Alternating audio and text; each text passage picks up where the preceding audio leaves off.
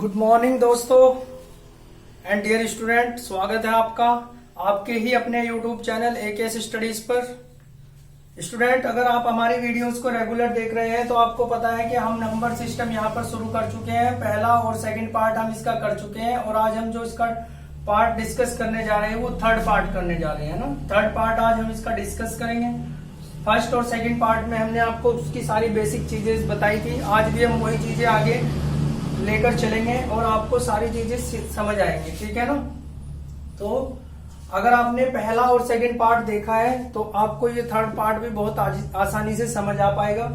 तो उम्मीद करते हैं कि आप इसको सीखने की कोशिश करेंगे। तो चलिए शुरू करते हैं स्टूडेंट हमारा आज का सेशन, जिसमें आज हम डिस्कस करेंगे कि एक अंक की संख्याएं कितनी होती हैं, दो अंक की संख्याएं कितनी होती है। कई बार इस तरह से आपको पूछ लिया जाता है या फिर उसके ऊपर इसके बेस पर कुछ क्वेश्चंस बन जाते हैं जहां पर आपको फिर थोड़ी प्रॉब्लम्स हो जाती हैं, ठीक है। तो शुरू करते हैं स्टूडेंट। देखो, अगर मैंने आपको सबसे पहले दिन जब पहला पार्ट हमने इसका शुरू किया तो हमने आपको बताया था कि अगर मैं बात करूं एक से लेके 1 2 3 4 5 6 7 8 और 9, 1 से लेके 9 तक की, तो ये सारी संख्याएं जो होती है एक अंक की संख्या होती है ना।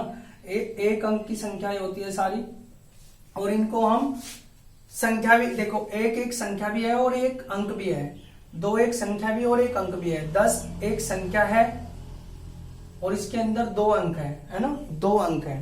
तो ये चीजें आप सब जानते हैं, हमने डिस्कस किया था। तो अगर हम बात करें कि एक अंक की संख्याएं कितनी होती है तो आप आराम से बता सकते हैं कि 1 से लेके 9 तक। इसके लिए आपको किसी ट्रिक की या किसी चीज की जरूरत नहीं है। अब आप एक चीज समझिए, अगर मैं यही चीज आपको आगे बोलूं कि 2 अंक की कितनी संख्याएं होती हैं, 2 अंक की कितनी संख्याएं होती हैं, तो आपको पता है जब 1 से लेके 9 तक तो कितनी हो गई, 1 अंक की।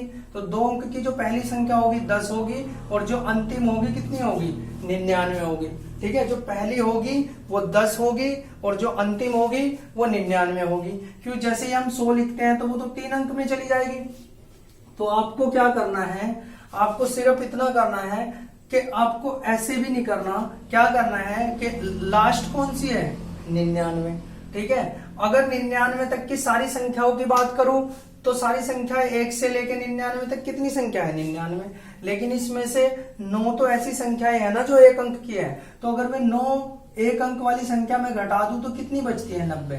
तो आप यहां से डायरेक्ट बता सकते हैं कि 2 अंक की जो संख्याएं होती है हमारे पास 90 होती है। कैसे बताया आपने, क्योंकि ये चीजें आपको पता है कि 10 से लेके 99 तक की जो संख्याएं होती है वो हमारी 2 अंक की होती है।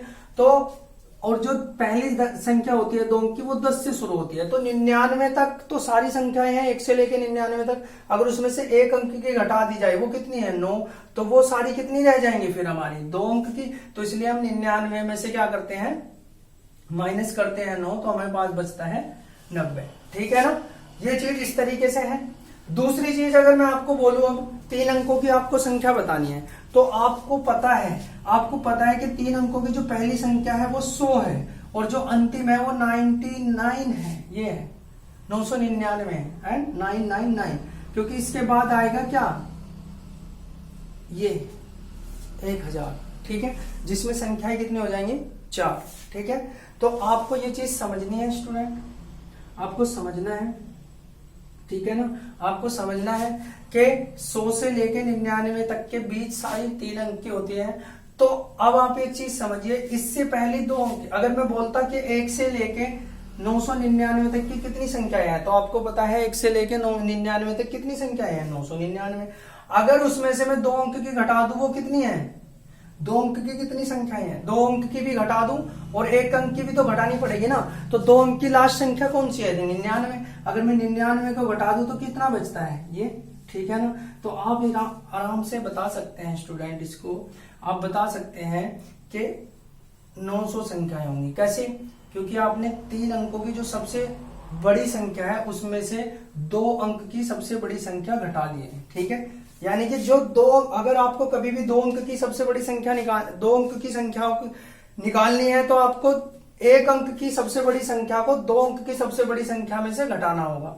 इसी तरीके से अगर मैं बोलूं कि आपको 3 अंक की निकालनी है, 3 अंक की इतनी संख्या है, तो आपको 3 अंक की सबसे बड़ी संख्या में से 2 अंक की सबसे बड़ी संख्या को घटाना होगा। इसी तरीके से अगर मैं बोलता हूं अब 4 अंक वाली संख्या बतानी है कितनी है, तो आपको 4 अंकों की सबसे बड़ी संख्या में से 3 अंकों की सबसे बड़ी संख्या को घटाना पड़ेगा, तो आपको प्राप्त होगा 9000, सॉरी हाँ 9000, ठीक है ना, ये घटाना पड़ेगा तो आपको प्राप्त होगा 9000। तो बहुत इजी है, इसमें आपको किसी ट्रिक की जरूरत नहीं। अब मैं आपको बोलता हूं कि 5 अंकों की सबसे बड़ी संख्या बताओ, तो आपको ये भी पता चल गया कि 5 अंकों की सबसे बड़ी संख्या क्या होती है। कई बार स्टूडेंट्स को यही नहीं पता लग पाता कि क्वेश्चन आ जाता है कि 5 अंकों की सबसे बड़ी संख्या को इससे भाग करने पर ये शेष बचता है, तो कैसे कौन सी होगी। तो आपको पता भी तो होना चाहिए कि 5 अंक की जो सबसे बड़ी संख्या होती है वो ये होती है 999। क्यों है, अगर मैं इसमें एक भी जोड़ दूं, अगर मैं इसके अंदर एक भी जोड़ दूं तो ये 6 अंकों की हो जाएगी, ठीक है ना, जोड़ के देख लीजिए। ठीक है, इसमें जोड़ता हूं तो ये 10, ये 0, ये 10 0, ये 10 0, ये 10 0 और ये 10 0। ठीक है, तो देखो ये कितने की थी 5 की, अब ये कितने की होगी 6 की। ठीक है, लेकिन अगर मैं इसमें से एक घटा देता हूं तो फिर ये क्या रह जाएगा 99998। अब ये 5 अंकों की संख्या तो है, लेकिन 5 अंकों की सबसे बड़ी संख्या नहीं है, उससे सेकंड लास्ट संख्या है। ठीक है, तो ये चीजें आपको पता होनी चाहिए। अगर मैं बोलूं कि 5 अंकों की सबसे छोटी संख्या, देखो इसी चीज के बीच में आ गया तो इसलिए मैं आपको बता रहा हूं, अलग से भी बता दी जाएगी ये बात। 5 अंकों की सबसे जो छोटी संख्या होती है वो ये होगी 4 0 और 1 के साथ। 1 के साथ जब 4 0 होगी तो ये 5 अंकों की सबसे छोटी है, क्योंकि अगर मैं इसमें एक भी जोड़ता हूं तो ये हो जाएगी ये 10,001।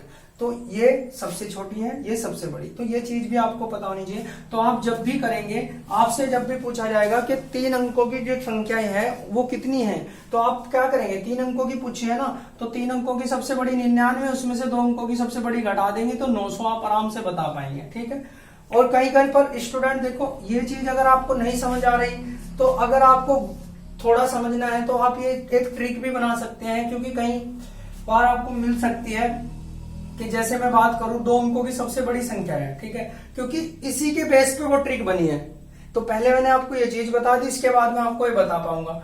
इसी के बेस पर ट्रिक बनी कि 2 अंकों की सबसे बड़ी संख्या बतानी है, तो हमेशा 9 तो सामने रहेगा ही रहेगा, 9 तो सामने रहेगा ही रहेगा। क्यों रहेगा, क्योंकि आपको पता है जब हम 3 अंकों की सबसे बड़ी निकालते हैं तो ये लिखते हैं और उसमें से 2 अंकों की सबसे बड़ी घटाते हैं, तो घटना बढ़ना सब इधर होता है, ये तो हमेशा रहता ही है।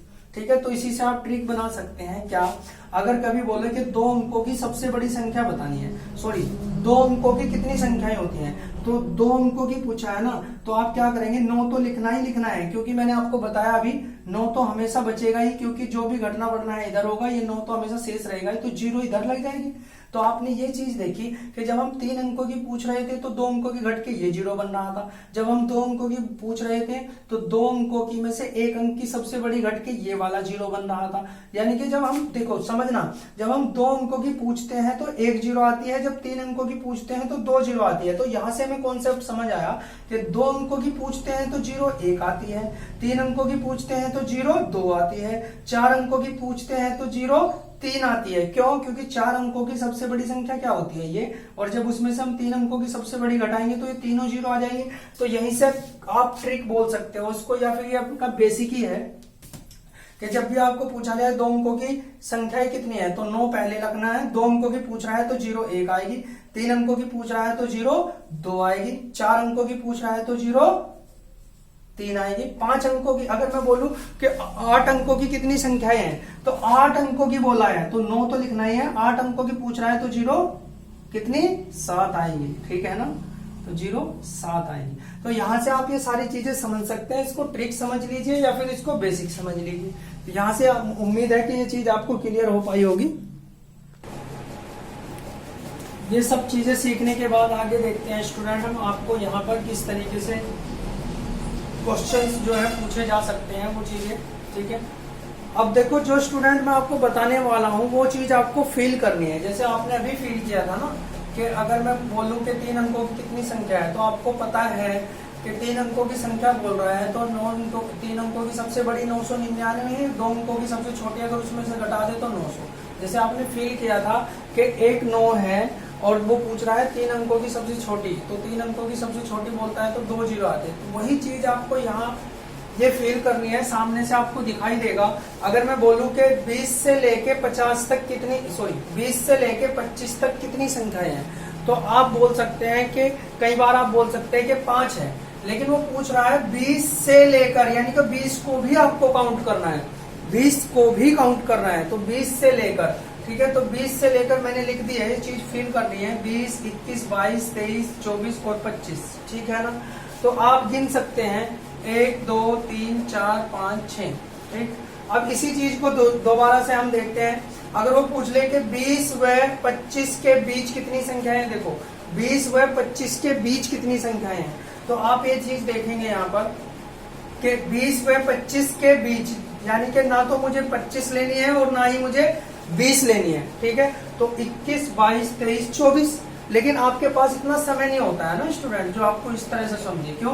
क्योंकि जब थोड़ी बड़ी देगा तो देखो वो बोल रहा है कि 20 और 40 के बीच, चलो ये भी आप गिन लें, लेकिन अगर उसने बोल दिया 300 से 800 के बीच, तो फिर थोड़ा आपको प्रॉब्लम हो जाएगी, वो क्वेश्चन करना मुश्किल हो जाएगा। तो आपको क्या समझना है, सिर्फ फील करना है कि 20 से 25 तक, जब बोलेगा 20 से 25 तक, यानी कि 20 को भी काउंट करना है और 25 को भी काउंट करना है। लेकिन जब बोलेगा कि 20 और 25 के बीच, यानी कि ना तो आपको 20 लेना है और ना ही आपको 25 लेना है। तो आप यहाँ से एक चीज समझ सकते हैं, यहाँ पर हमारी संख्या निकलेगी 6 और यहाँ पर निकलेगी 4। ऐसा क्यों हुआ? क्योंकि हमने जो पहली और आखिरी थी वो दोनों संख्याएं माइनस कर दी, इसीलिए तो आया ये, इसीलिए तो आया ना, ठीक है। तो अब आपको एक चीज समझनी है स्टूडेंट, यहाँ पर अगर मैं कभी भी बोलता हूँ कि 25, देखो क्योंकि इसके बेस पर फिर हम क्वेश्चंस करेंगे। जब मैं बोलता हूँ कि 20 से 25, तो आपने देखा डिफरेंस कितने का है, 5 का, लेकिन हमें 20 को भी काउंट करना है। अगर 20 को ना काउंट करना तब संख्या हमारी 5 ही होती है, 21, 22, 23, 24, 25, लेकिन हमें 20 को भी काउंट करना है तो +1 करना पड़ेगा, यानी कि हमारी जो संख्या आएंगी कितनी आएंगी, 6 आएंगी। तो अब मैं 20 इस क्वेश्चन को देख लेते हैं। अगर मैं बोलूं कि 20 से 40 तक कितनी संख्या है, तो इसको भी काउंट करना है, इसको भी, तो डिफरेंस कितना है 20 और 1 प्लस करना है, क्योंकि 20 को भी, तो यानी कि संख्या हमारी कितनी निकल के आएंगी 21, ठीक है ना। तो यानी कि आप बोल सकते हैं कि 40 में से अगर मैं 20 को माइनस करूं तो 20, लेकिन 20 तो ये आई ना जो आगे की है इससे, अब 20 को भी तो काउंट करना है, तो +1 लिखना पड़ेगा, ठीक है। अब ऐसे ही अगर वो पूछ ले कि 20 से 25 के बीच, तो इसका मतलब 6 में से 2 संख्याएं कम हो जाएंगी, कौन कौन सी, पहली और अंतिम, तो हम डायरेक्ट लिख देंगे 4, ठीक है। इसी तरीके से अगर वो पूछ लेता 20 और 40 के बीच, इनके बीच पूछा है, तो आपको पता है कि 20 से 40 तक कितनी आएगी 21, क्योंकि आप देखते ही बता सकते हैं, तो वो कितनी होंगी 19, कैसे, या फिर ऐसे समझ सकते हैं इनका डिफरेंस है कितना, इनका डिफरेंस कितना है 20, और उनमें से देखो 20 है ना, तो उनमें से ये तो हम हमेशा काउंट करते ही नहीं। देखो अगर मैं बोलूं कि 5 से लेके 10 तक कितनी, 5 से चलना है, 5 के आगे मतलब आपको गिनती पढ़नी है 10 तक, तो आप 6, 7, 8, 9, 10 पढ़ते हैं, यानी कि 5 संख्याएं आएंगी। लेकिन अगर वो 5 भी पढ़वाने लग जाए, 5 भी पढ़ने लग जाए, तो आपको फिर 5 उसमें जोड़ना पड़ता है ना, तो वही चीज यहाँ पर है, 20 इसमें जोड़ना पड़ेगा, ठीक है। तो यहाँ पर ठीक है, लेकिन हमेशा हम क्या करते हैं, हम 6 से शुरू करते हैं, तो हम केवल एक संख्या ये होती है, इसलिए 5 होती है। अगर हमको ये तो हम पहले ही छोड़ के चलते हैं, अगर इसको भी छोड़ना पड़ जाए तो एक और माइनस करनी पड़ेगी। तो यहाँ से हम क्या समझे कि अगर मैं 20 में से, जब वो बोलता है बीच, यानी कि 20 और 40 के बीच, तो बीच आपको समझ गया, ये भी नहीं लेनी, ये भी नहीं लेनी, तो कितना आ गया 20 का, इसका डिफरेंस कितना आ गया।